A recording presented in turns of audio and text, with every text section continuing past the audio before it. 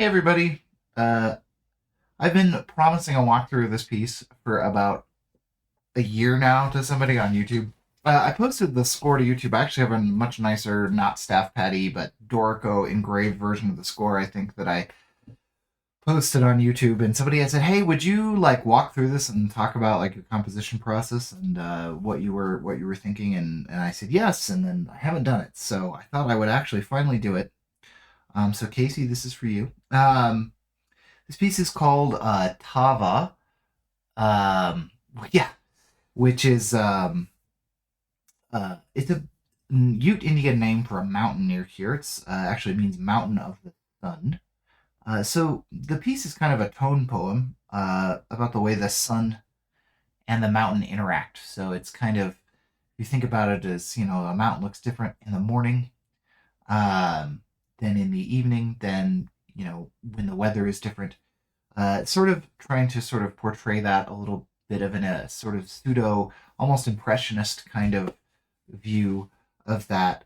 Um, it's pretty dissonant. It uses, I was trying to sort of explore some bitonality here. So there's a lot of parts where one section of the orchestra might be in, a very E major-ish tonality, and another one might be in, say, a, D minor tonality or whatever. I don't think that's the exact tonalities, but um, that's something that you hear a lot in the music of somebody like what's his name? The guy. He's 20th century. He was the insurance salesman.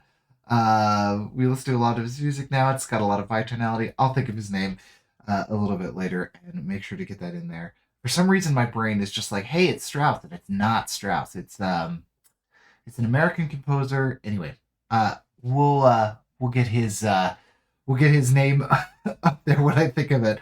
What I'm gonna do is I'm first gonna play through it. The piece is about 14 minutes, and as I said, it's got a lot of dissonance in it. So, but think about that. Think about the way that like light hits a rock face, right? It's kind of what I was going for. So I'm gonna go ahead and just, like I said, play the video. I'll try to sort of in staff pad be moving around to the more interesting parts of it. Um, so this may be kind of going crazy a little bit. Apologies if that's a little bit disorienting.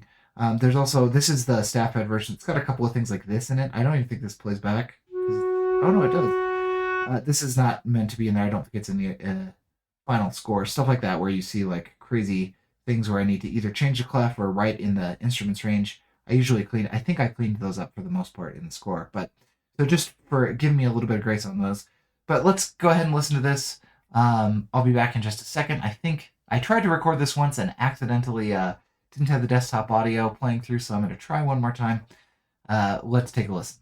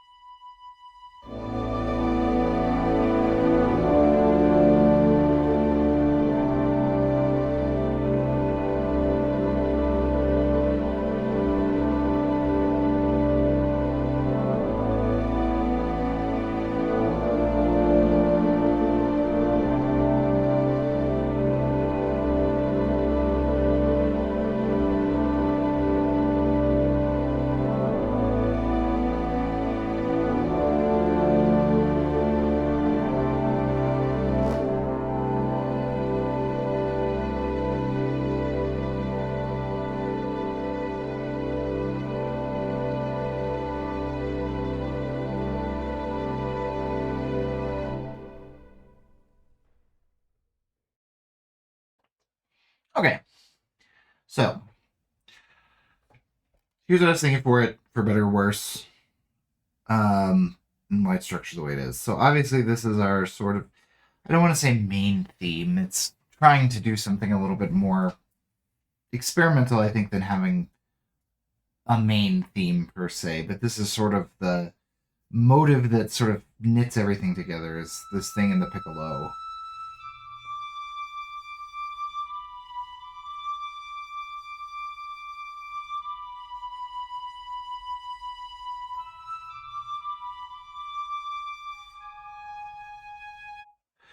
Um,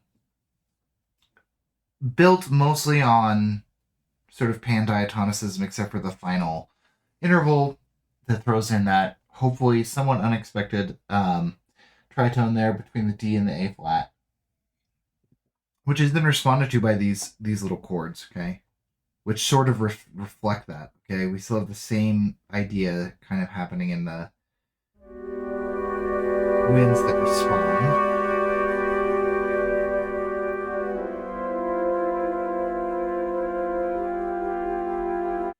Going for like a thick wind texture. Um, in this case, we've got this A flat and this F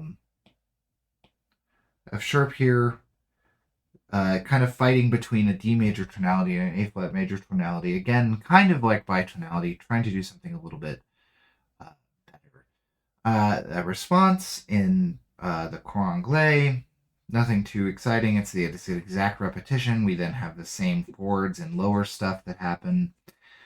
This alto flute up here, you don't hear actually quite a lot, but it's up here doing this little.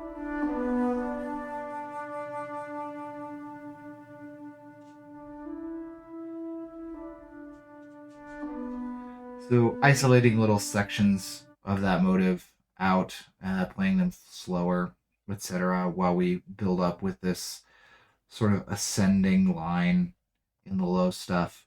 As you listen to that,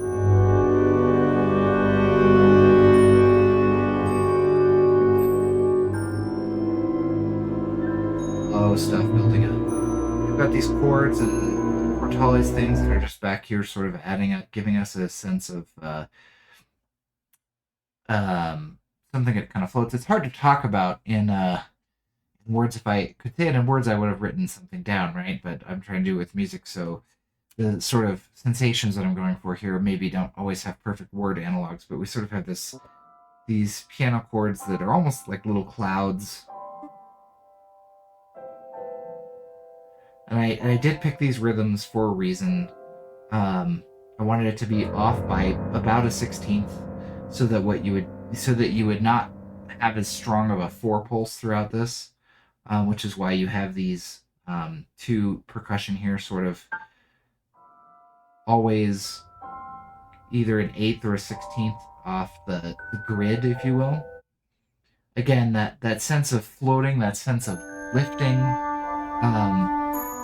freedom, right? Like in the air, things in the air are not quantized to a grid. I sound like an idiot, but you know what I mean. Yeah, then we're just kind of iterating on the main theme here. These little guys, these little 16ths are just sort of prefiguring what's going to come. Obviously, we do that later. I thought it was a nice texture.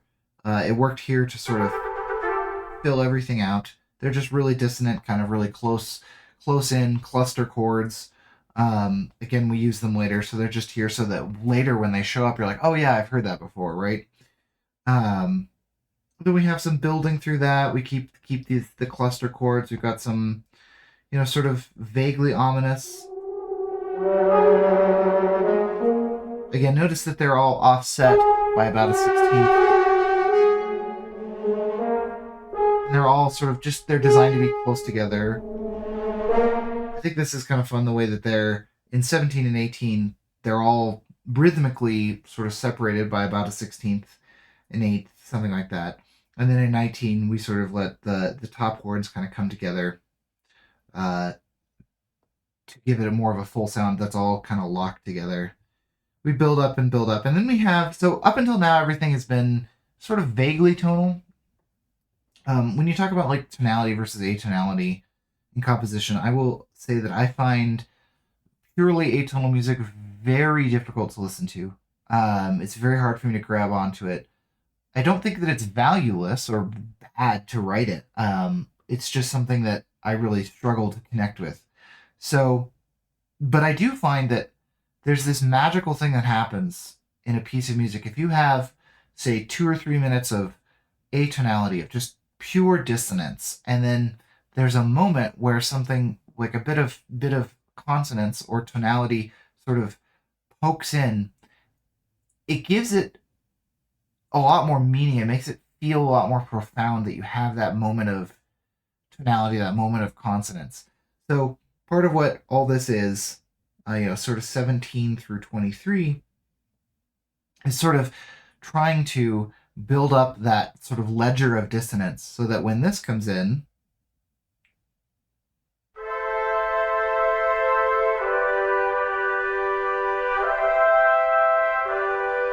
it very much feels like light shining through clouds of some kind, right? That's sort of that sensation of of something breaking through, right? We come out of all this really, really distant stuff, and it's all just free atonal. It's not serial or anything. That serialism I find very difficult to write in. Now, one of the things I did want to do is keep this little roll that's happening in the percussion, sort of eliding it, I guess. Normally, what I would do is move this back a measure or two, so that this ended right as that big sort of ray of sunshine came in. I thought it sounded nice to actually have it sort of hang out in the background here to sort of build up, and then instead of stopping in 24, to continue because the clouds are still there, but there's a ray of sunshine. So that's our first sort of. It's almost a heroic. It's almost like a soaring theme, if you will. It's not really meant. Again, it's not really meant to be a motive or melody per se. It's just a texture, right? A lot of this is all working on texture, that then breaks through here. So we've heard it now. Later, what we're going to do is we're going to do it, but we're going to do it in two different keys at once. Again, going with that sort of experimenting with bitonality idea. But it's prepared here so that you've heard it in its original sort of purely tonal, almost pandiatonic state, so that later when you hear it in two different ones, it's a little bit more comprehensible. Then we have some sort of stress, some storm and stress here. I really like that low thing, bum ba ba ba ba, right here, bum ba ba ba ba. Very sort of a little bit stressful. Maybe not stressful, but stormy, unsettled. Again, going for feelings and textures that are not necessarily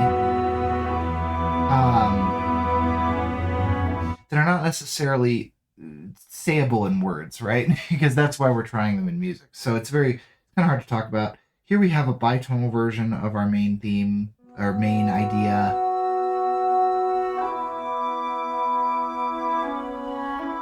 In this case, I picked the two sort of tonalities to be very almost clustery together. Again, sort of one of the contrasts that I was going for here was, clusters are very close dissonance. And then there's also times where the dissonance is far apart. So maybe we're picking two tonalities that are far apart, like D and A, D major and A major or something, or C sharp minor and A flat major, right? Still very dissonant, far apart dissonant, if you will, if you think about where those are on the keyboard. So trying to sort of try out some different things. Again, texture, building up. All of this builds up uses this texture, the sort of minimalist cellular repetition to build up to this big giant moment of clash. To me, this is almost like, think about like a sunrise on a mountain. Often what happens is it happens all at once. Like it gets gradually sort of lighter and lighter and lighter and lighter. And then there's this moment where the very first piece of the sun really, the sun's light just kind of just streaks across and everything is suddenly bright. That's kind of this moment here at 46. Headphone users warning, this is pretty dissonant.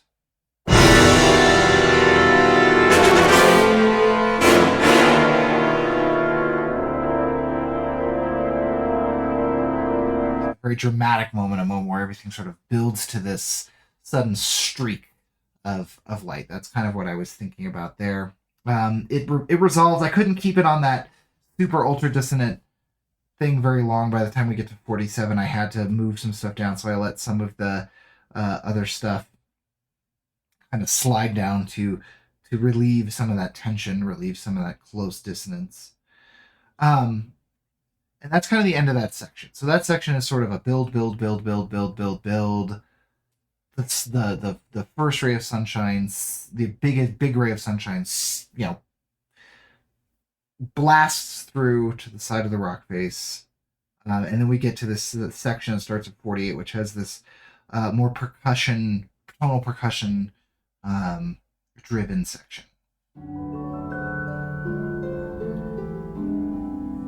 One of the things I wanted to try here is I have two harps in my template. I almost never use two harps.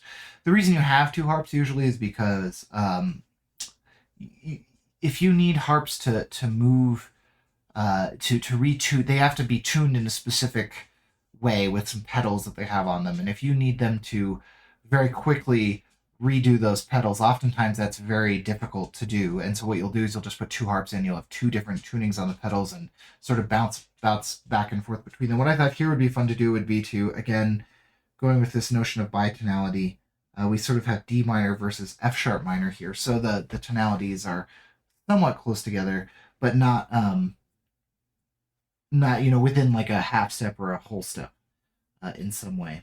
We just sort of have this this little almost watery sort of sounding harp part. This would be the main sort of idea here is this almost Dorian sounding. It doesn't really use it does use kind of a, it's all white notes right on the piano. If you were to write place on the piano, it'd be just white notes, so they're all in a key.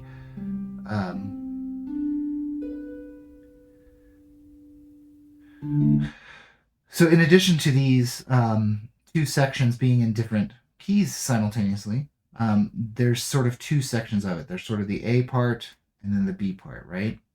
And so in addition to that, they're sort of mirrored, where this one plays the F sharp minor version of this under this, right?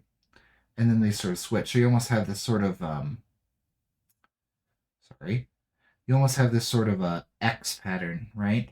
Where like this and this are versions of themselves, and then this and this are versions of themselves, but they play opposite. They play in a flipped way.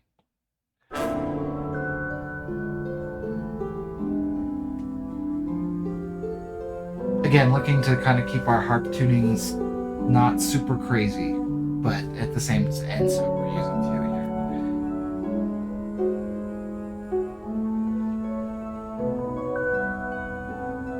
And I'll be honest, when I picked these chords out, I just sort of played with some cluster chords until I found ones that I thought this up. I don't think they're particularly notably chosen. They seem like they're more of the F sharp minor than the D minor.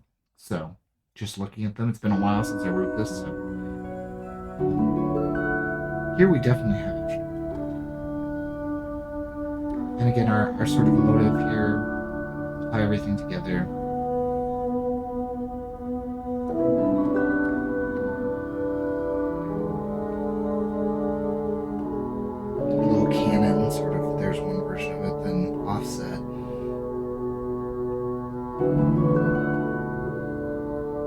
So I wanted another statement of this. If you look this time, they're sort of flip-flopped. The X is more like this, where you have the long stuff up here and the watery stuff down here first, and then they switch again. In this case, it looks like choosing some different tonalities in each too. This one looks like it's more like a C sharp minor, and this one looks like it's more of like a maybe like an E minor or C minor, something like that. Again, we continue with all that watery stuff, trying to go for a texture that feels slippery and sort of undefined, very unsettled. And then we kind of build that up until we get to the end here. Again, more of this stuff that we've heard before.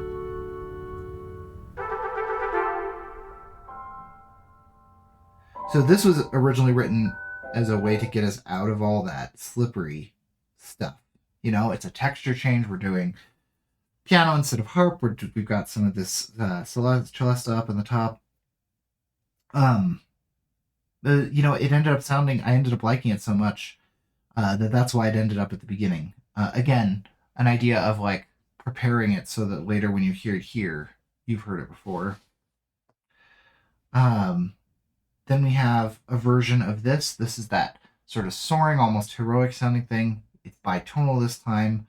Our strings and our winds and our stuff are in different keys simultaneously.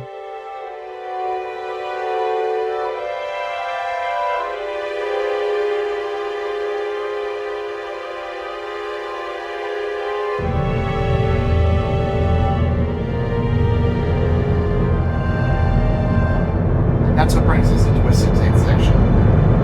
It's all based around this running figure, this idea, this little cell.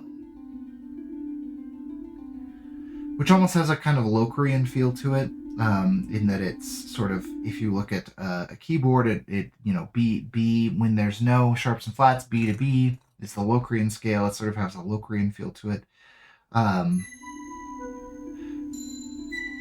The notion of building, the notion of adding on complexity is meant to feel like, as we increase tempo, we increase rhythmic complexity to some degree.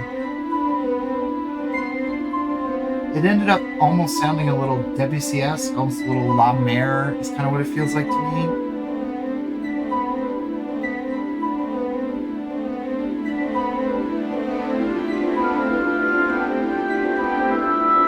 Again, if you think of rock face, like a mountainside, almost like it is a gem that you're rotating in your mind, and looking at the way the light hits it, you get these different feelings and sensations.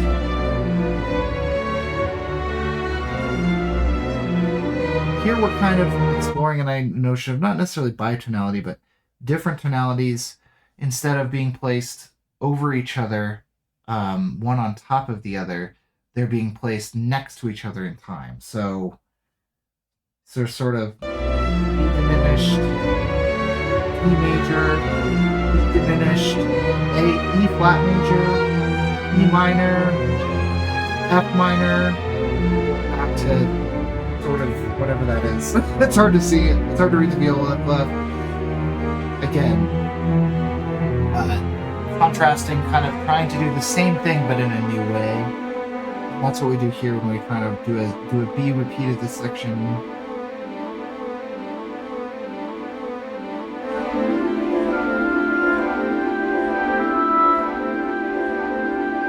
I think we've changed keys now, right? Yeah.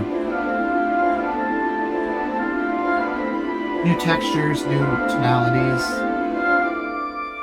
Here's that piano thing again. It works great as transition material to sort of bring us out of things. Probably a lot harder to count in this faster tempo. I might change that. And then starting in 143, we have sort of the final, not the final section, but, well, actually, yeah. We have this notion of, again, we've been sort of building and building and building, and then we'll kind of come back down, building and building and building and come back down. Starting here is where we get a build that is very one key at a time sounding, not really focusing as much on dissonance at all towards the end. So this might be the final, if you're thinking again about the mountain and the sun hitting it, this is when the sun is full on it. I wanted it to be really nice and glorious and again, heroic. We sort of prefigured the heroic and soaring texture earlier. Now we're going to kind of build up with a new idea here at 6/6.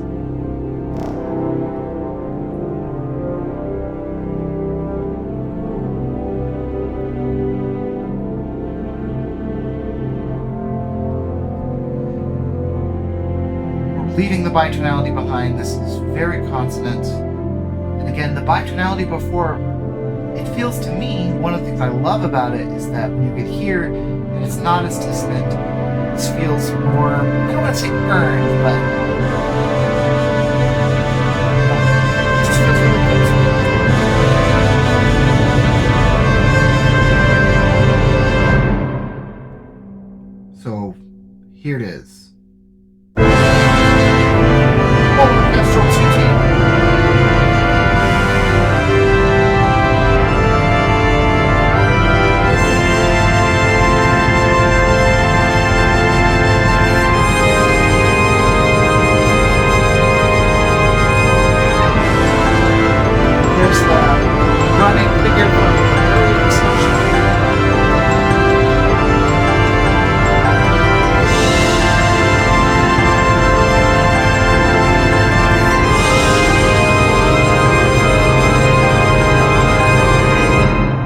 So it gives our piece a sense. So again, thinking about this notion of building from something small to something big.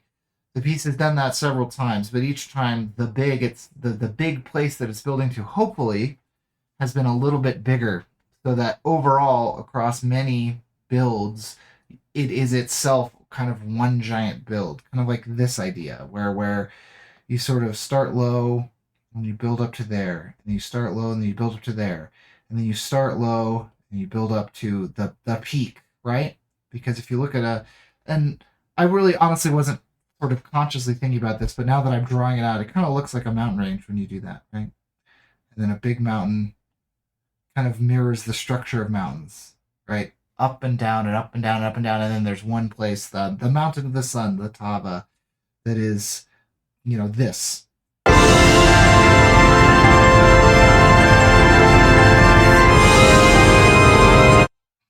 I did not do that consciously. I just now, as I'm looking, I realizing that kind of is what it is, and that's kind of our big climax of the piece. Next, we just have a little, denouement, just reminding everybody of our motive. In a way, maybe it's like maybe it's like a sunset in a way instead of a sunrise. I don't know. It's just a little recapitulation at the beginning. Then we kind of break it up for this last little section.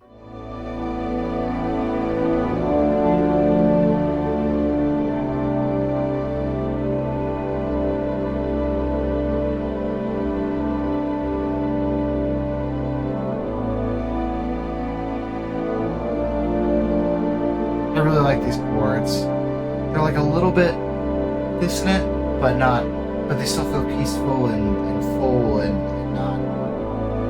They don't have that conflict that you get with super dissonant chords. So, and then we just end on this little chord. I think in the original version, I might have. You can correct me if I'm wrong. In the version on YouTube, I might have repeated this little piccolo thing, because I like to start and end in the same way I like having those bookends. But anyway, that's that. That's kind of what I was thinking. I don't find this to be I don't look at this piece and say, oh my goodness, this is the best thing I've ever written.